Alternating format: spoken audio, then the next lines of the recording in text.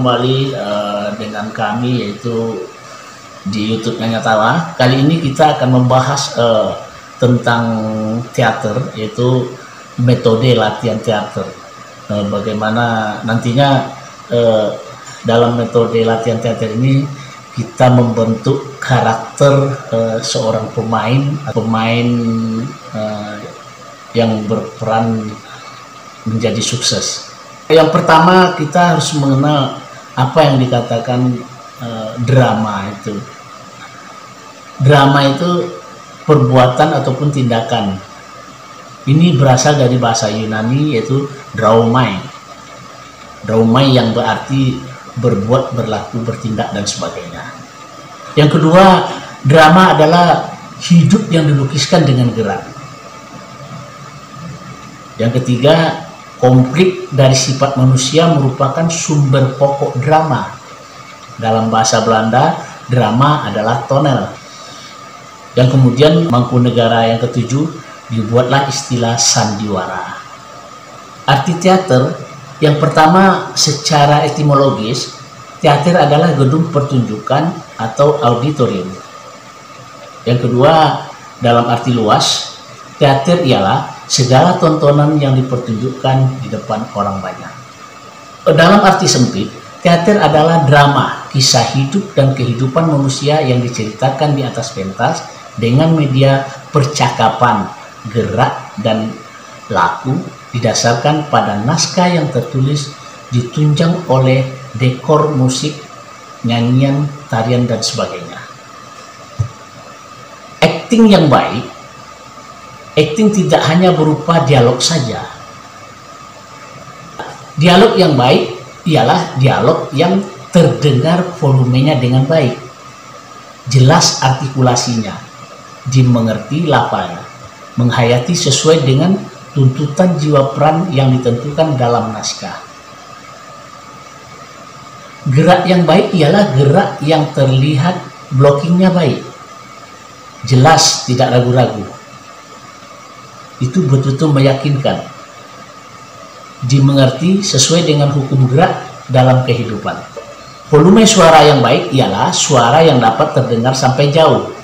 Artikulasi yang baik ialah pengucapan yang jelas. Setiap suku kata terucap dengan jelas dan terang, meskipun diucapkan dengan cepat sekali. Jangan terjadi kata-kata yang diucapkan menjadi tumpang tindih. Lafal yang benar, pengucapan kata sesuai dengan hukum pengucapan bahasa yang dipakai. Misalnya, berani yang berarti tidak takut, harus diucapkan berani, bukan berani. Menghayati atau menjiwai, berarti tekanan atau lagu ucapan harus dapat menimbulkan kesan yang sesuai dengan tuntutan peran dalam naskah. Kemudian yang juga kita perhatikan blocking, ialah penempatan pemain di panggung. Diusahakan antara pemain yang satu dengan yang lain tidak saling menutupi, sehingga penonton tidak dapat melihat pemain yang ditutupi.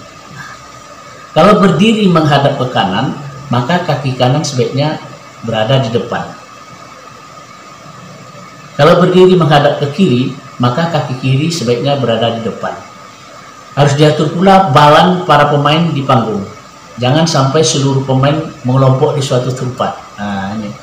Dalam hal mengatur balan komposisinya, bagian kanan lebih berat daripada ke kiri.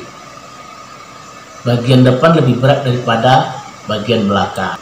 Komposisi diatur tidak hanya bertujuan untuk enak dilihat, tetapi juga untuk mewarnai sesuai dengan adegan yang berlangsung.